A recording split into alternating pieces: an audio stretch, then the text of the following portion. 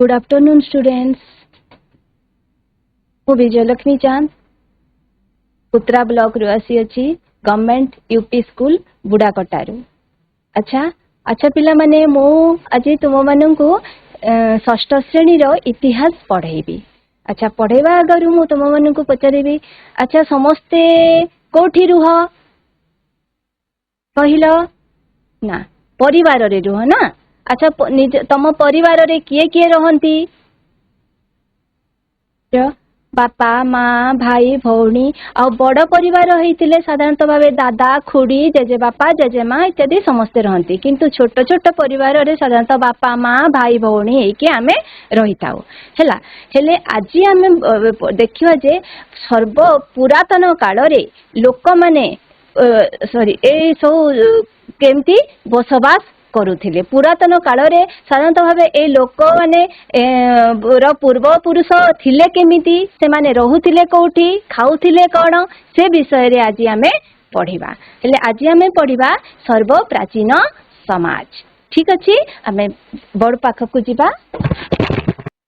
ପ୍ରାୟ 15 ଲକ୍ଷ ବର୍ଷ ତଳେ ବଣ ମଣିଷ ସଦୃଶ ନୃ ବାନରରୁ ଆଦିମ ମାନବର ଉତ୍ପତ୍ତି ହୋଇଥିଲା। କୋଉଠୁ?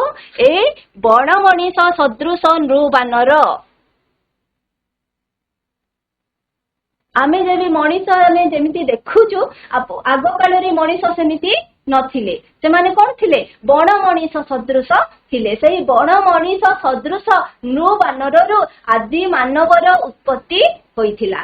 ଧୀରେ ଧୀରେ କ୍ରମ ବିକାଶ ହେଲା ପରେ ସେ ମାନବରେ ଆସିକି ପହଞ୍ଚିଛି। ଠିକ ତମେ ଚିତ୍ରରେ ଦେଖିପାରୁଛ ଯେ ପ୍ରଥମେ ମଣିଷ କିପରି ବଣ ମଣିଷ ଥିଲା, ଧୀରେ ଧୀରେ ଧୀରେ ଧୀରେ ତାର କଣ ହେଇଛି, ତାର କ୍ରମ ବିକାଶ ହେଇଛି। ଆଉ କ୍ରମ ବିକାଶ ପରେ ସେ ଆଜି ମାନବରେ କଣ ହେଇଛି, ଉପନୀତ ହେଇ ପାରିଛି ହେଲା। ଠିକ ଆଜକୁ ପ୍ରାୟ କେତେ ବର୍ଷ ତଳେ? ନା 15 ଲକ୍ଷ ବର୍ଷ ତଳେ। ବର୍ଷେ ନୁହେଁ, 10 ବର୍ଷ ନୁହେଁ, 50 ବର୍ଷ ନୁହେଁ, 15 ଲକ୍ଷ ବର୍ଷ ତଳେ ସାଧାରଣତଃ ଭାବେ ଏଇ ବଣ ମଣିଷ ସଦୃଶ ନୃ ବାନର, ସେ ବାନର କରିଥିଲା। କିଏ? ମଣିଷ। ବାନର ନୃ ବାନରରୁ ସାଧାରଣତଃ ଭାବେ ଆଦି ମାନବର ଉତ୍ପତ୍ତି ହୋଇଥିଲା। ସେଇ ଆଦି ମାନବର କାମ କଣ ଥିଲା? କେବଳ ଦୁଇଟି କାମ ଥିଲା। ଗୋଟିଏ ହେଲା ଖାଦ୍ୟ ସଂଗ୍ରହ କରିବା, ଆଉ ଗୋଟିଏ ହେଲା ନିଜର ସୁରକ୍ଷା କରିବା। ଏ ଦୁଇଟି କାମ ବ୍ୟତୀତ ତାକୁ ଆଉ କୌଣସି କାମ ବି ଜଣା ନଥିଲା, କି ତାର ଆଉ କୌଣସି ଦାୟିତ୍ୱ ବି ନଥିଲା। ହେଲେ ଖାଦ୍ୟ ସଂଗ୍ରହ କରିବା ଆଉ ନିଜର ସୁରକ୍ଷା କରିବା।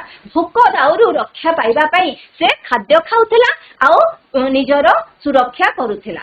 ହେଲେ ଭୋକ ଦାଉରୁ ରକ୍ଷା ପାଇବା ପାଇଁ ସେ କଣ ଖାଉଥିଲା? ଖାଉଥିଲା କଣ? ନା, କଣ ଖାଉଥିଲା? କଞ୍ଚା ମାଂସ।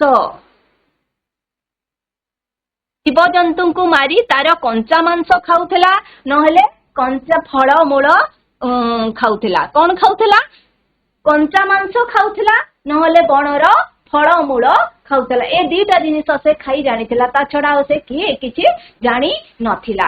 ଆଉ ନିଜର ସୁରକ୍ଷା କରିବା ପାଇଁ ସେ କଣ କରୁଥିଲା? ସେ କଞ୍ଚା ମାଂସ ଓ ଫଳମୂଳ ଖାଉଥିଲା ଆଉ ନିଜର ସୁରକ୍ଷା କରୁଥିଲା। କାହା ଦାଉରୁ? ଏଇ ଜୀବଜନ୍ତୁଙ୍କ ଦାଉରୁ ସେ ନିଜକୁ ସୁରକ୍ଷା କରୁଥିଲା। ଗୋଟିଏ ସ୍ଥାନର ଶିକାର, କଞ୍ଚା ମାଂସ କଣ ଶିକାର କରି ଖାଉଥିଲା। ହେଲେ ଶିକାର ଓ ଫଳମୂଳ ସରିଗଲେ ସେ ଗୋଟିଏ ସ୍ଥାନରୁ ଅନ୍ୟତ୍ରକୁ ଚାଲି ଯାଉଥିଲା। କାହିଁକି? ଯେ ଖାଇବା ପାଇଁ, ନହେଲେ ଶିକାର କରିବା ପାଇଁ। ଶିକାର ଫଳମୂଳ ବି ସରି ଯାଉଥିଲା, ଆଉ ଶିକାର କରି କରି ପଶୁ ପକ୍ଷୀ ବା ଜୀବଜନ୍ତୁ ବି ସରି ଯାଉଥିଲେ। ହେଲେ ସେ ବଞ୍ଚିବ କେମିତି? ତେଣୁ ସେ ନିଜର ଜୀବିକା ନିର୍ବାହ କରିବା ପାଇଁ ସାଧାରଣତଃ ଭାବେ ଗୋଟିଏ ସ୍ଥାନରୁ ଅନ୍ୟ ସ୍ଥାନକୁ ଚାଲି ଯାଉଥିଲା। କିଏ? ଏ ଆଦିମ ମାନବ। ସେ କିଏ? ସେଇ ଆଦି ମାନବ ବସ୍ତ୍ରର ବ୍ୟବହାର ଜମାରୁ ଜାଣି ନଥିଲା। ବସ୍ତ୍ରର ବ୍ୟବହାର ନ ଜାଣିବା ଦ୍ୱାରା ସେ କେମିତି ରହୁଥିଲା? ନିବସ୍ତ୍ର ହେଇ ଜୀବନ ଅତିବାହିତ କରୁଥିଲା। କିଛି ବି ସେ ବସ୍ତ୍ର ବ୍ୟବହାର କରୁନଥିଲା ବା ପିନ୍ଧୁ ନଥିଲା। ତା ସହିତ ସେ କଥା କହିବି ଜାଣିନଥିଲା। କଥା ଆମେ ଯେମିତି ଏବେ କଥା, ଆମେ ତମ ସହିତ ମୁଁ କେମିତି କଥାବାର୍ତ୍ତା ମାଧ୍ୟମରେ ସିନା ସବୁ ହଉଛି, ପାଠ ପଢା ଚାଲିଛି କୋଉ ମାଧ୍ୟମରେ? କଥାବାର୍ତ୍ତା ମାଧ୍ୟମରେ, ଭାଷା ମାଧ୍ୟମରେ। କିନ୍ତୁ ସେ କଥା କହି ଶିଖିନଥିଲା। ହେଲେ କଥା କହି ଶିଖିନଥିଲା, ହେଲେ ସେ କେମିତି ତାର କଣ ଭାବ ପ୍ରକାଶ କରୁଥିଲା?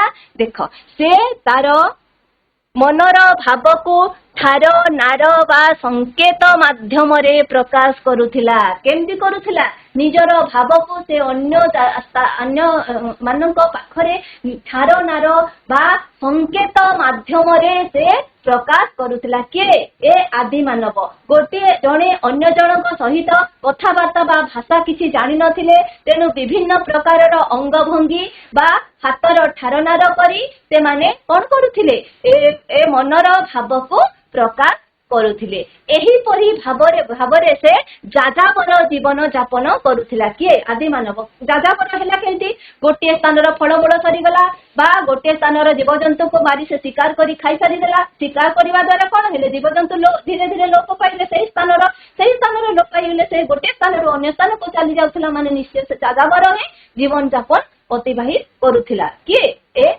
आदि मानव आ से तापरे जाजाबर गोटे स्थान सरीगले से अन्य स्थान निजको से जगार से निजको रखी से फलमूल जीवजंतु शिकार करी से रहुतिला निज जीवन को सुरक्षा करिबा पई से पत्थर थिला तार मुख्य अस्त्र तो जीवन को सुरक्षा करिबा पई निजर रक्षा करिबा पई जीवजंतु शिकार करिबा पई से तार पाखरे गोटे अस्त्र थिला सेटा होचे पत्थर छड़ा ता पाखरे आ कोनोसी प्रकारर अस्त्र शस्त्र नथिला से पूरा पूरी भावरे एका ही रहुथिला ना ता पाखरे वस्त्र थिला ना ता पाखरे घर द्वार थिला किछि भी नथिला खाली से पत्थर ही सहायता रे से कोन करूथिला से कालातीपात करुथिला पत्थर ही थिला तार मुख्य अस्त्र बा प्रधान अस्त्र तेणु ए युग को प्रस्तर युग बोली कहा जाए काहाकू एही युग को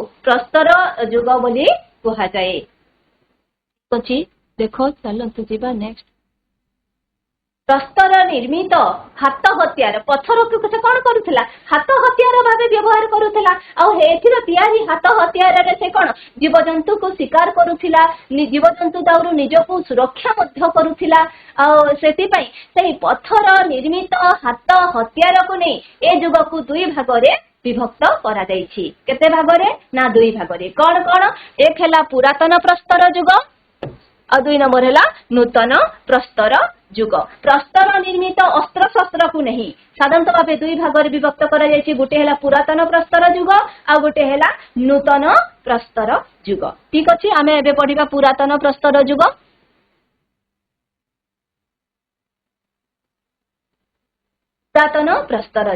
पुरातन प्रस्तर युगर मनुष्य खाद्य संग्रह और निरापत्ता पाई पत्थर को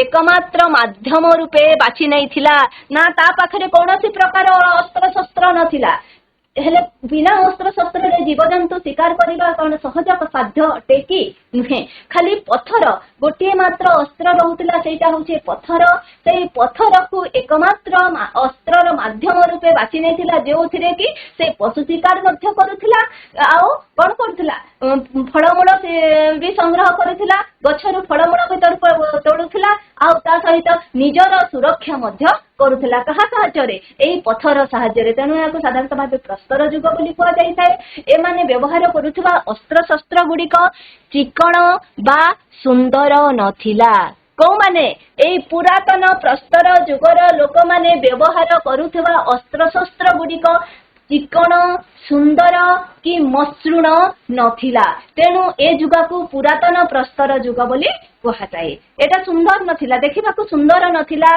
कि कोन मसृण भी नथिला चिकण भी नथिला अति खदखदटी तो हेले सेति पई ताको साधारणतः भाबे पुरातन प्रस्तर युग बोली कहा जाई थाए ठीक अछि अच्छा निजर खाद्य संग्रह पाई जागाबर जीवन यापन करुला मुझे कही जे गोटे जगार फलमूल बा जीवजंतु सरीगले से अन्यत्र चली जाउथिला कहीं खाद्य संग्रह आशारे एवं ए जीवजंतु फलमूल को से गोटे जगार सरी जाइछि तेणु अन्यत्र चली जाउथिला सेठर फलमूल और सेठर पशु पक्षी को से शिकार करी निजर जीविका अतिबाहित करिबा पई निजर ए खाद्य संग्रह पई ही साधारणतः भावे से जागाबर जीवन यापन अतिबाहित କରୁଥିଲା। ଏଇ ଯାଯାବର ଜୀବନ ଯାପନ ପାଇଁ ସାଧାରଣତଃ ଭାବେ ତାକେ କେତେଟି ଦିଗ ପ୍ରତି ଦୃଷ୍ଟି ଦେବାକୁ ପଡିଥିଲା। ଆଚ୍ଛା କିଏ କିଏ ଦିଗ ପ୍ରତି ସେ ଦୃଷ୍ଟି ଦେଉଥିଲା ଆଉ ଯାଯାବର ଜୀବନ ଯାପନ କରୁଥିଲା ଦେଖନ୍ତୁ। ଆଚ୍ଛା ଗୋଟିଏ ସ୍ଥାନର ଫଳମୂଳ ଓ ଶିକାର ଅଭାବ ଦେଖାଦେଲେ ସେ ଅନ୍ୟତ୍ର ଚାଲି ଯାଉଥିଲା। ଗୋଟିଏ ସ୍ଥାନରେ ଫଳମୂଳ ସରିଗଲା, ଦିନକୁ ଦିନ ଶିକାର କରି କରି କରି କରି ଶିକାର ବି ସରିଗଲା, ଜୀବଜନ୍ତୁ ବି ସରିଗଲେ, ହେଲେ ସେ ଖାଇବ କଣ? ସେଥିପାଇଁ ସାଧାରଣତଃ ଭାବେ ସେ ଗୋଟିଏ ସ୍ଥାନରୁ ଅନ୍ୟକୁ ଚାଲି ଯାଉଥିଲା। 1 ନମ୍ବର ଗଲା। 2 ନମ୍ବର ଦିଗ କଣ ଦେଖନ୍ତୁ, ଋତୁ ପରିବର୍ତ୍ତନ ଅନୁସାରେ ବିଭିନ୍ନ ପ୍ରକାରର ଫଳମୂଳ ମିଳେ। ଠିକ ଏବେ ଯେମିତି ଦେଖନ୍ତୁ ଋତୁ କଣ, ଗ୍ରୀଷ୍ମ ଋତୁ ସରିଯାଇଛି, ବର୍ଷା ଋତୁ ଆସିଯାଇଛି, ଆମ୍ବ ସରିଯାଇଛି, ଏବେ ଆଉ ସେ ଆମ୍ବ ମିଳୁନାହିଁ। ହେଲେ ଆମ୍ବ ତୋଟାରେ ସେ ବସତି ସ୍ଥାପନ କଲେ କଣ ଫଳ ପାଇବ ନା? ନିଶ୍ଚୟ ପାଇବ ନାହିଁ। ସେଥିପାଇଁ ସାଧାରଣତଃ ଭାବେ ସେ ଗ୍ରୀଷ୍ମ ଋତୁରେ ବର୍ଷା ଋତୁ ଆସିଲେ ଆମ୍ବ ତୋଟା ଛାଡି ଅନ୍ୟତ୍ର ସେ ଚାଲି ଯାଉଥିଲା। ଗୋଟେ ତାଳ ବଣ ଅଛି ସେ ଜାଗାରେ ସେ ପାଇବ, ସେମିତି ସେ ଚାଲି ଯାଉଥିଲା। ହେଲେ ଋତୁ ପରିବର୍ତ୍ତନ ଅନୁସାରେ ସାଧାରଣତଃ ଭାବେ ଆମର ଫଳମୂଳ ଦେଖା ଦେଇଥାଏ। ଯେତେବେଳେ ଗ୍ରୀଷ୍ମ ଋତୁ ସରିଗଲା ଆମ୍ବ ସରିଗଲା, ବର୍ଷା ଋତୁ ଆସିଲା ତାଳ ମିଳିବ। ଏମିତି ସେ ସାଧାରଣତଃ ଭାବେ ଗ୍ରୀଷ୍ମ ଋତୁ ସରିଗଲା ପରେ ସେ ଜାଗାକୁ ସେ ପରିବର୍ତ୍ତନ କରିଦଉଥିଲା ଯେ ଆମ୍ବ ତୋଟାକୁ ପରିବର୍ତ୍ତନ କରି ସେ ତାଳ ବଣ ଅବା ଜାମୁ ତୋଟାରେ ସେ ସାଧାରଣତଃ ଭାବେ ରହୁଥିଲା।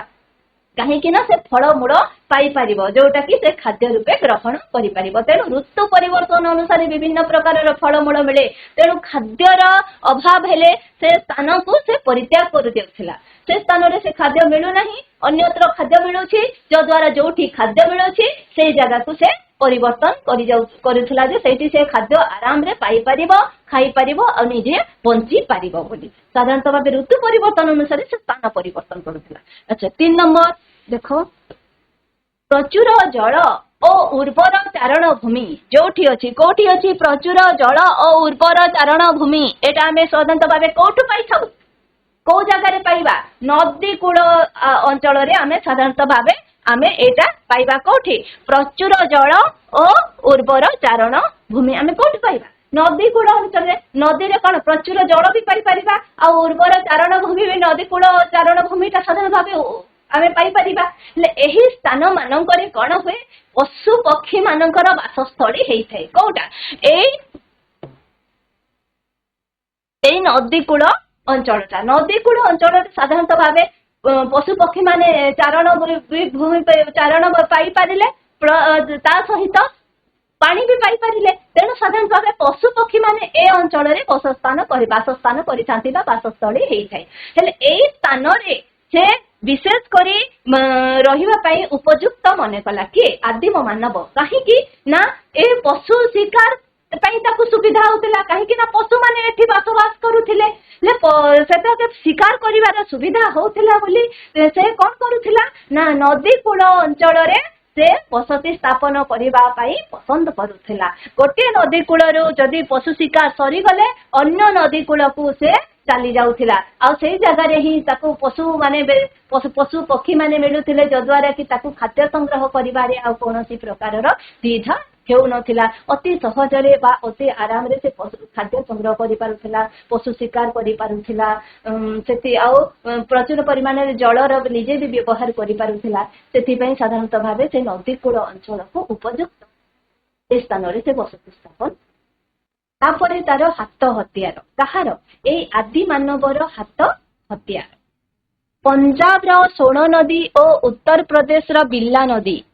ପଞ୍ଜାବର ସୋଣ ନଦୀ ଓ ଉତ୍ତରପ୍ରଦେଶର ବିଲା ନଦୀ ଉପତ୍ୟକା, ଏ ଦୁଇଟା ଜାଗାରେ ସାଧାରଣତଃ ଭାବରେ ପଥର ତିଆରି କାଙ୍କ, ବର୍ଚ୍ଛା, କୁରାଢି ଏଗୁଡାକ ଆବିଷ୍କୃତ ହୋଇଅଛି। କେବେ କୋଉଠି ଆବିଷ୍କୃତ ହେଇଛି?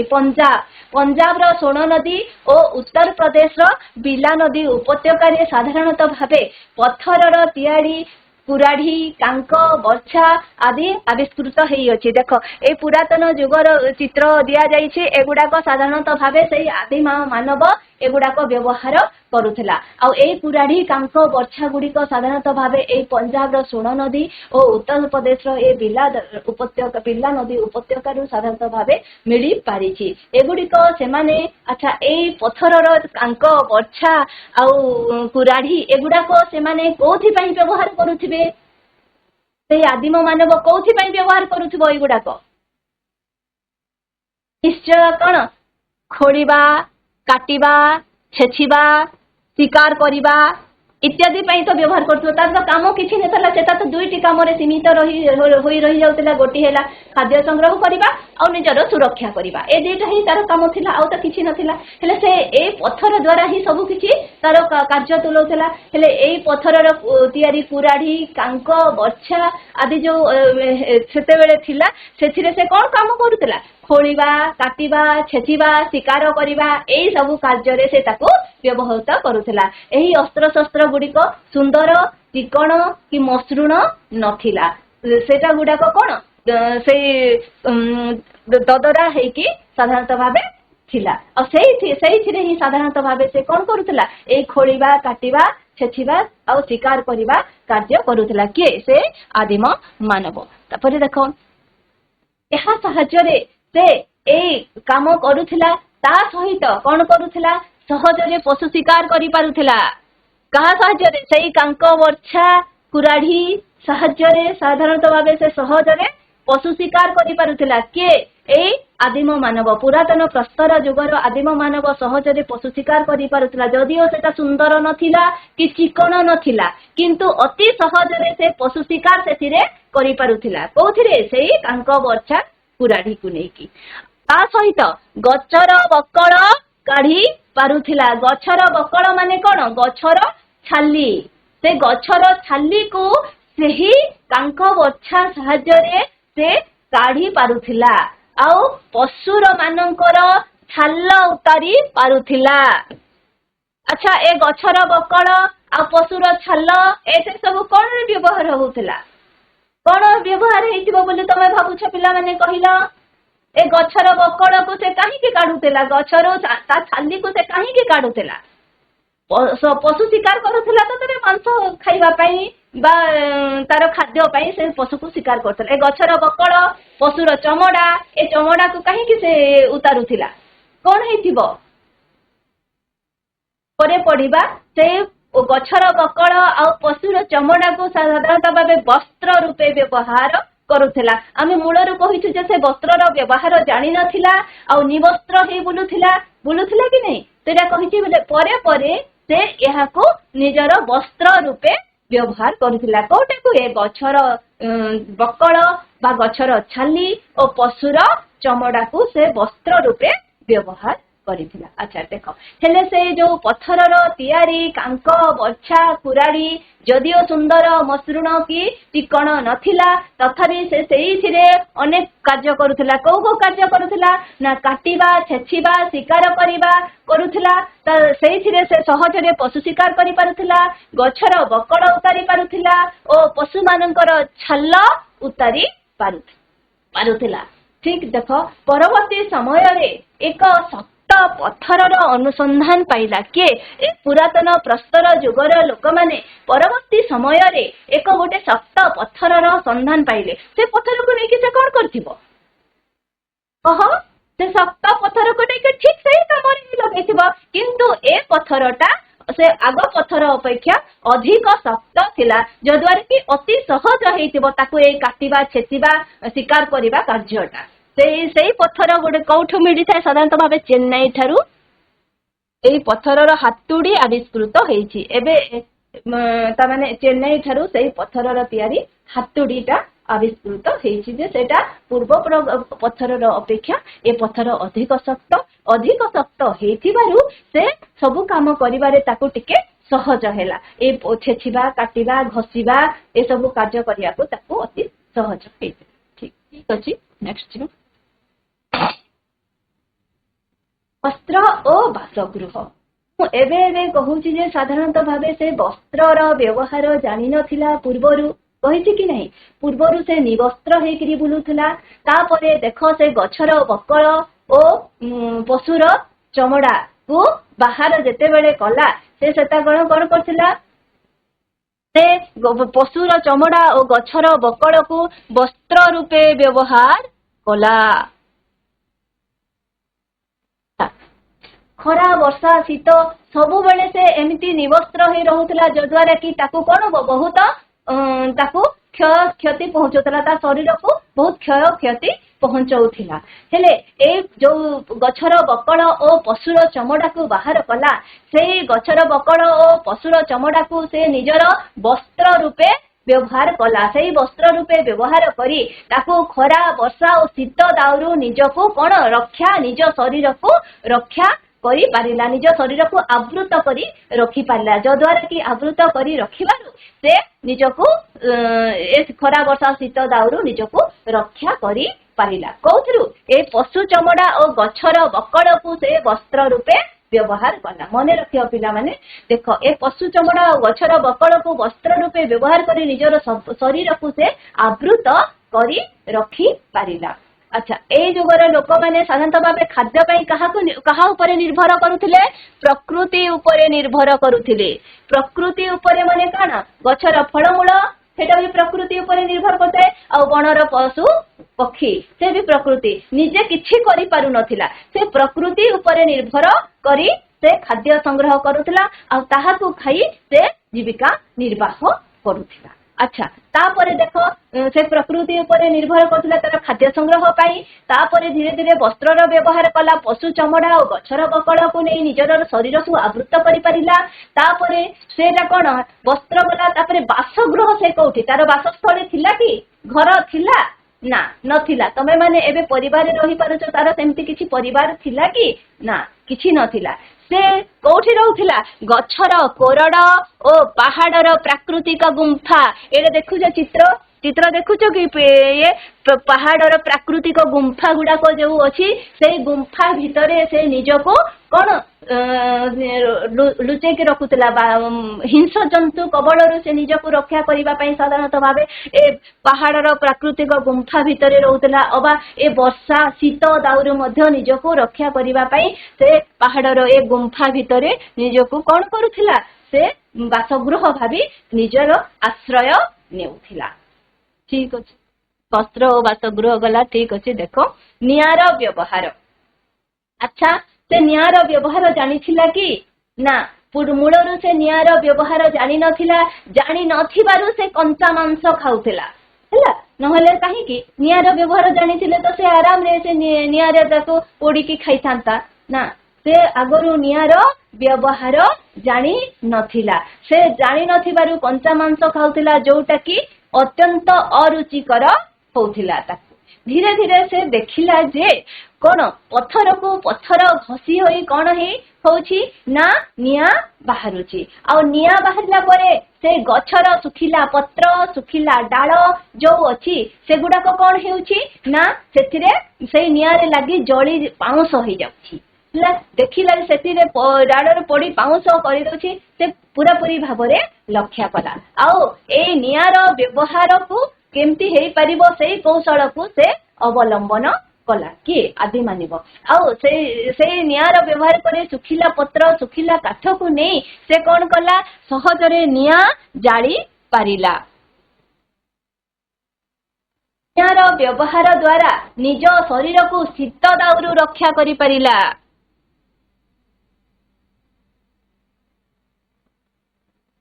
तार जीवन रे केते परिवर्तन आसिला देख निआर व्यवहार जानिबा परे से की परिवर्तन ता जीवन रे आनी परिला देख निआर व्यवहार जानिला परे से एक नंबर रे ताको निजर शरीर को शीत दाउरू रक्षा करि परिला शीत करुथिले समस्ते निआ जालती कि नहीं गरीब लोक माने साधारणतः भावे जोटी कोन काठ पत्रर सुविधा मिले जंगल जात जंगल एरिया रे साधारणतः भावे निआ जाली के से मान निआ चारि पाखरी बसतांती हेंदा आदि माने निआर व्यवहार जानिला परे से कोन करिछि ना ता निआर व्यवहार निआ को व्यवहार करी निजर शरीर को से शीत दाउरू रक्षा करि परिला। द्वितीय नंबर निआर आलोक रे से उत्तापरे निजको हिंस जंतु कबलरू मध्य रक्षा करि पारिला बड़ बड़ हिंस जंतु जतेबेले ताकू आक्रमण करुथिले सेतेबेले से निआ जाली सेटारे से कोन करुथिला निआर उत्तापरे से मानकर कबलरू निजको रक्षा करि पारिथिला। तापरे निआ द्वारा पशु मांस को पोड़ी खाइला जो कंचा मांस खाउथिला कंचा मांस खाइया को ताकू कौन लगुथिला अरुचिकर होउथिला अत्यधिक कष्ट होउथिला सेटा खाइया को ताकू कष्ट अनुभव भी होउथिला सेटाकू से जते बेले पोड़ी की खाइला से मांस को जते बेले पोड़ी खाइला से मांस अधिक सुस्वादु लागिला एवं से आराम रे ताकू चोबे की खाई भी पारिला ले ता जीवन रे ए साधारणतः भावे नियार व्यवहार जानिबा द्वारा ए सब परिवर्तन आसी पारिला। दाक्षिणात्यर केतेक गुंफारे साधारणतः भावे एबे भी से पाउंस गुड़ाक पाउंस मिलिथिबारु से जुगर मनुष्य नियार व्यवहार जानिला बोली जना जाइए कहीं से गुंफा मानक बसवास करुला आ से गुंफारे साधारणतः भावे पाउंस जिते बड़े मिली से जुगर लोक मैंने साधारणतः नियार व्यवहार जानी बोली जना जाइए।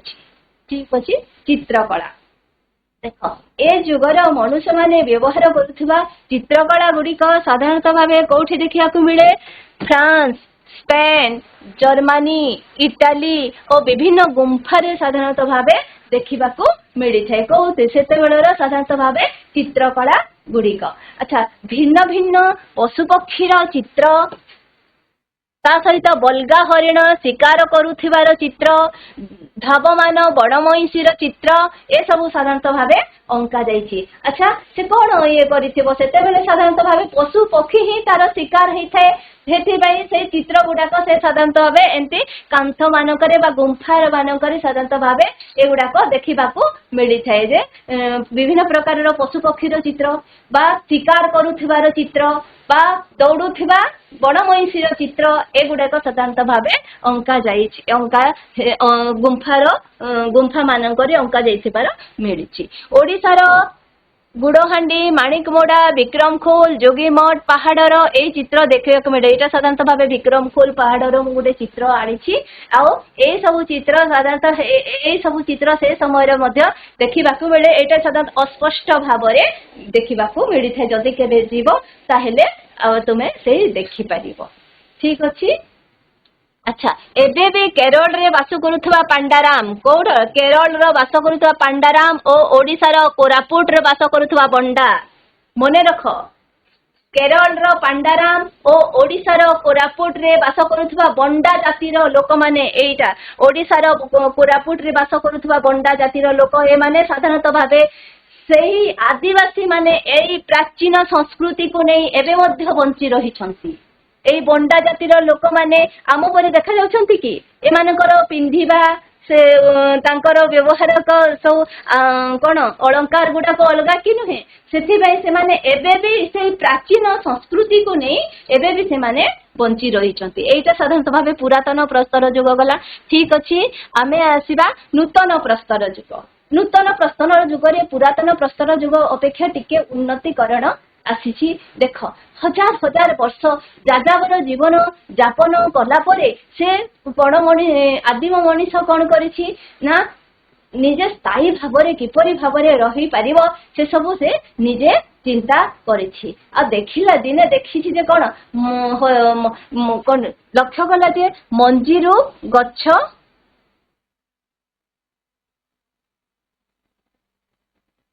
मंजीरु गच्छ उठिछि देखिला मंजी माटी पड़ी आ पानी पड़ी से गछरे परिणत होइछि। एहाकु लक्ष्य कला गछ धीरे धीरे कौन होइछि अंकुरोद्गम होई धीरे धीरे बढ़ुछि बढ़िला परे सेतरे फूल और फल धरुछि धीरे धीरे हेई से देखिला ताकू लक्ष्य करी से कृषि कार्य आरंभ कला ताकू से कृषि कार्य आरंभ करिबारु कार्य आरंभ कला कौथिरु देखिला लक्ष्य कला जे मंजीरु गच्छ उठुछि आ गच्छ धीरे धीरे वृद्धि होउछि वृद्धि होला परे फूल फल हेउछि हेले सेइथिरु से कृषि कार्य आरंभ कला आ कृषि कार्य आरंभ करिबारु ताकू आ खाद्य संग्रह करिबाकू पड़िबा नहीं जद्वारा कि से कौन कला से कृषि रु खाद्य जो संग्रह करी रखितला सेइथिरु से खाइला आ ताकू नित्य प्रतिदिन से कौन खाद्य संग्रह करने को पड़ा नहीं से संचय कर रखिथिबा खाद्य आनी आनी से खाई पाटिला।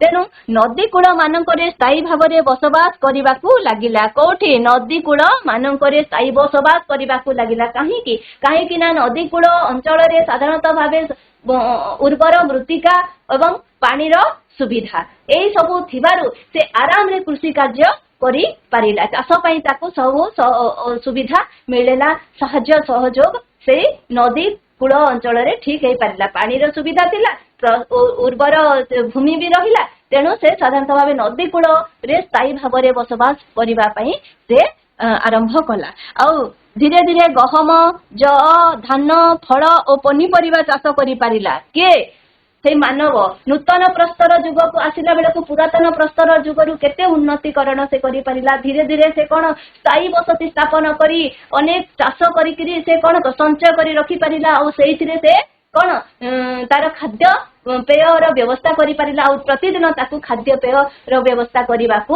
ପଡିଲା ନାହିଁ ଠିକ ଅଛି ଦେଖନ୍ତୁ ତାପରେ ପଶୁପାଳନ କୃଷି କାର୍ଯ୍ୟର ଉନ୍ନତି ଆଉ ସାହାଯ୍ୟ ପାଇଁ କୃଷି କରିବ ମାନେ ନିଶ୍ଚୟ ପଶୁ ଦରକାର ହେବ ଗାଈ ବଳଦ ସବୁ ଦରକାର ହେଇଥାଏ ସାଧାରଣତଃ ଭାବେ ହେଲେ କୃଷି କାର୍ଯ୍ୟର ଉନ୍ନତି ଓ ସାହାଯ୍ୟ ପାଇଁ ପଶୁପାଳନ ଆରମ୍ଭ କଲା ପ୍ରଥମ କରି ସେ କାହାକୁ କୁକୁର ଶିକାର କାର୍ଯ୍ୟରେ ସାହାଯ୍ୟ କଲା ପ୍ରଥମ କରି ସେ କାହାକୁ ପାଳନ କଲା କୁକୁର ତାକୁ କୋଉଥିପାଇଁ ସାହାଯ୍ୟ କଲା ଶିକାର କାର୍ଯ୍ୟରେ ତାକୁ ସାହାଯ୍ୟ କଲା ପ୍ରଥମେ ତ ସେ ଶିକାର କରୁଥିଲା ଶିକାର କରିବାରେ ସେ ପ୍ରଥମେ କୁକୁରକୁ ପାଳନ କଲା ଆଉ କୁକୁର ତାକୁ ଶିକାର କାର୍ଯ୍ୟରେ ସାହାଯ୍ୟ କଲା ତାପରେ ଧୀରେ ଧୀରେ ଘୋଡା ଗଧ ବଳଦ ଏଗୁଡାକ ସାଧାରଣତଃ ପରିବହନ କାର୍ଯ୍ୟରେ ସାହାଯ୍ୟ କଲେ ପରିବହନ ଗୋଟିଏ ସ୍ଥାନରୁ ଅନ୍ୟ ସ୍ଥାନକୁ ନେବା ଆଣିବା କାର୍ଯ୍ୟରେ ଏମାନେ ସାହାଯ୍ୟ କଲେ କିଏ ଘୋଡା ଗଧ ବଳଦ ଏମାନେ ପରିବହନ କାର୍ଯ୍ୟରେ ସାହାଯ୍ୟ କଲା ନଦୀ କୂଳ ମାନଙ୍କରେ ପ୍ରଚୁର ଜଳ ଓ ଉର୍ବର ମୃତ୍ତିକା ଥିବାରୁ ସେ ଶସ୍ୟ ଉତ୍ପାଦନ କରି ପାରିଲା ହେଲା ତାପରେ ଦେଖ ସେ ପଶୁରେ ଗାଈ ଛେଳି ମେଣ୍ଢା କଣ କଲା ଗୋବର କ୍ଷୀର ପଶୁ ମାନଙ୍କ ଠାରୁ ପାଉଥିବା କ୍ଷୀର ମାଂସକୁ ଖାଦ୍ୟ ରୂପେ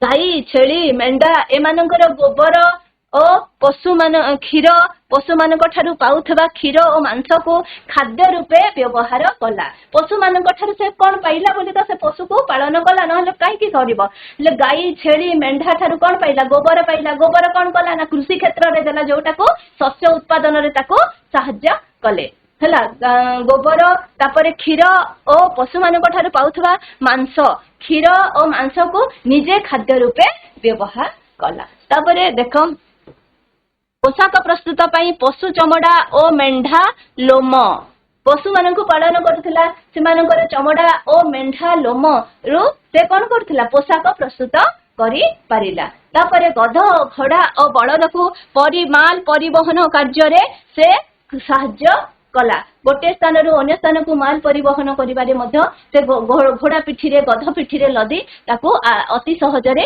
नियाणा करि पारिला तापरे पशु मानकर गोबर को शस्य क्षेत्र रे देई से कोन कला अधिक सार रूपे व्यवहार करि पारि अधिक शस्य से उत्पादन करि पारिला तापरे देखो चकर व्यवहार से आगरू जानि नथिला चकर व्यवहार तार जीवन रे अनेक विराट परिवर्तन आनिदेला एहा द्वारा से विभिन्न प्रकार माटी पात्र निर्माण करि पारिला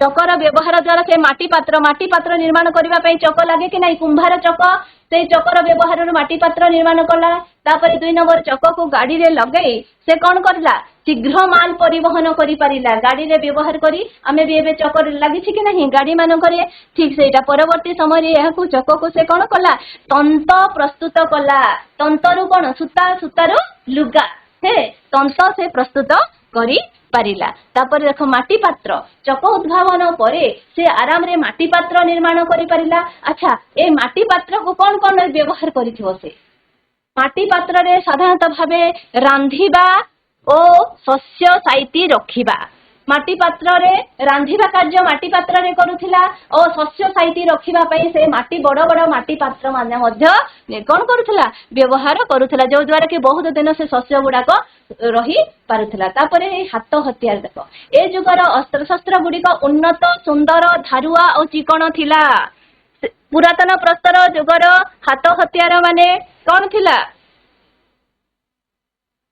धारुआ चिकण नथिला किंतु ए हाथ हथियार गुडक सुंदर धारुआ चिकण मसृण थिला जो द्वारा आउ से हाथ हथियार से कौन करुले ना पत्थर ओ अस्थिर बेंट काठ बेंट पत्थर ओ अस्थिर काठ बेंट लगा अस्त्र शस्त्र व्यवहार करुले जो द्वारा कि अस्त्र शक्त रे होउथिला आ से माने अति सहज रे ताको कोन करि पारथिले शिकार करि पारथिले ता सहित से माने धनु ओ गुणर व्यवहार करुथिले माने धनु ओ सरर व्यवहार मध्य करुथिले सेतिरे से माने कोन करुथिले से माने अति सहज रे शिकार करि पारुथिले तापरे हाडरु तयारी छुंची मध्य व्यवहार करुथिले सेई छुंची रे से माने कोन करथिले सिलाई करि करि से गछर बकड़ बा पशु चमड़ा को सिलाई करि से माने वस्त्र रूपे व्यवहार करुथिले ओडिशार साधारणतः भावे मयूरभंज जिल्ला रे कोठी मयूरभंज जिल्ला रे कुचेई कुलियणा बैदीपुर ए सब जगारु से जुगर हाथ हथियार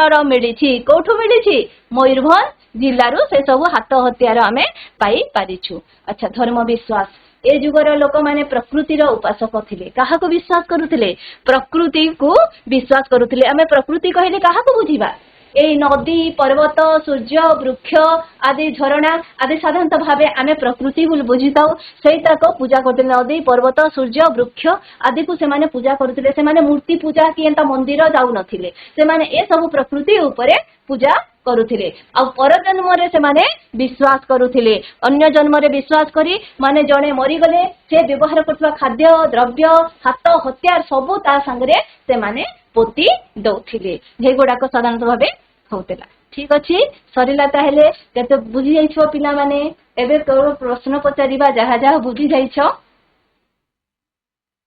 अच्छा गोटे वाक्य रे उत्तर दबो आदि मानव तार मनर भाव किपरि प्रकाश करुथिला आदि मानव तार मनर भाव किपरि प्रकाश करुथिला गोपना स्कूल आदि मानव तार मनर भाव किपरि प्रकाश करुथिला जगदेगा स्कूल मनर भाव केबिंती प्रकाश करुथिला से और ठीक अछि मु कहि दउछि देखो ठार बा संकेत माध्यम रे से प्रकाश करुथिला से कथा कहि जानि नथिला विभिन्न ठार नार बा संकेत माध्यम रे से प्रकाश करुथिला। अच्छा भोक दाउरु रक्षा पाइबा पई आदि मानव कोन करुथिला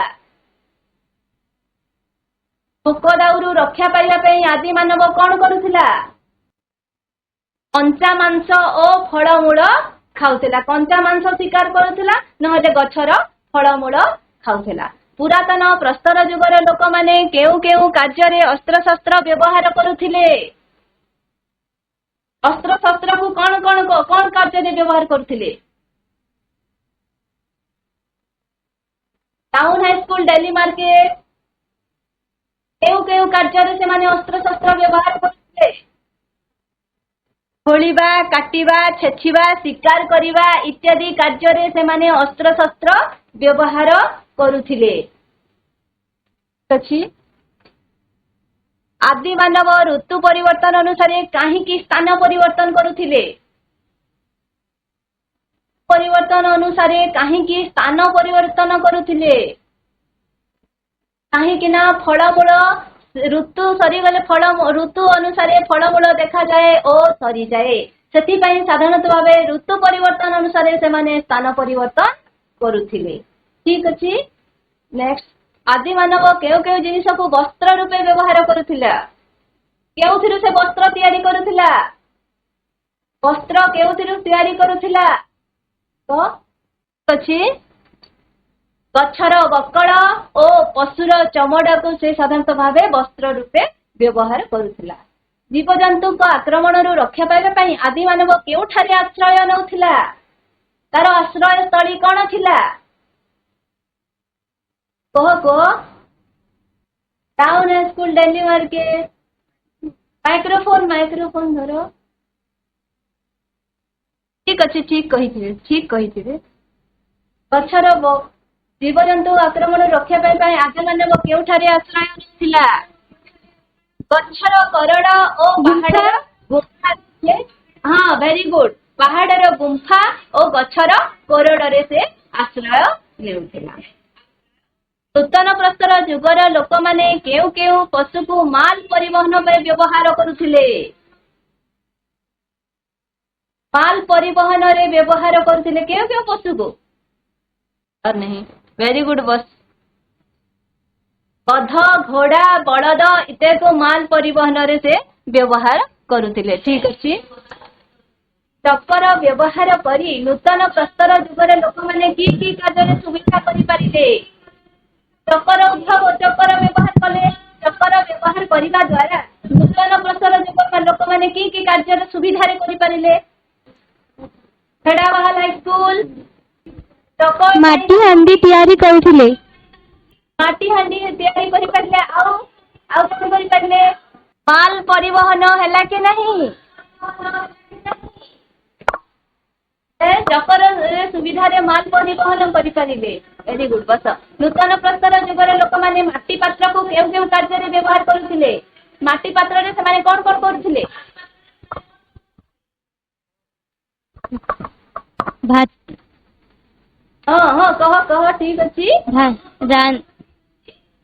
रांधिबा नहीं रांधिबा ता सहित रखुथिले ता सहित कोन करुथिले बस ता सहित से माने कोन करथिले रांधिबा सहित शस्य साइती रखिबा कार्य करुथिले रखुथिले बढ़िया बहुत बढ़िया ओडिसा केउ जिल्ला रे नूतन प्रस्तर जुगर हाथ हथियार मिलिछि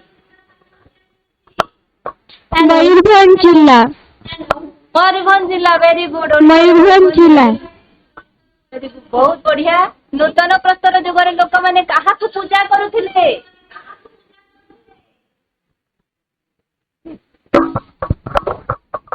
काहा पूजा करुथिले प्राकृतिक प्राकृतिक नहीं प्रकृति को पूजा करुथिले ठीक अछि करुथिले नेक्स्ट जीवा रेखांकित पद को बदलाई भ्रम संशोधन कर ए जुगर मनुष्य प्रथमे शिकार कार्य साहाय्य पाई गध पालन करुथिला गधटा रेखांकित अछि गध को बदलाई कि कुकुर वेरी गुड कुकुर पालन हाँ ठीक अछि कुकुर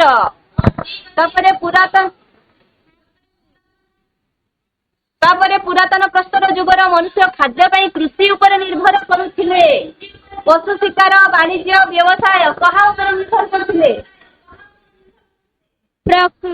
पशु शिकार वेरी गुड बढ़िया पशु शिकार ऊपर निर्भर करुथिले ठीक अछि पुरातन प्रस्तर जुगर लोक माने सूतार वस्त्र पिंधुथिले पशम मेंढालोम पशु चमड़ा कौन हेब पशु चमड़ा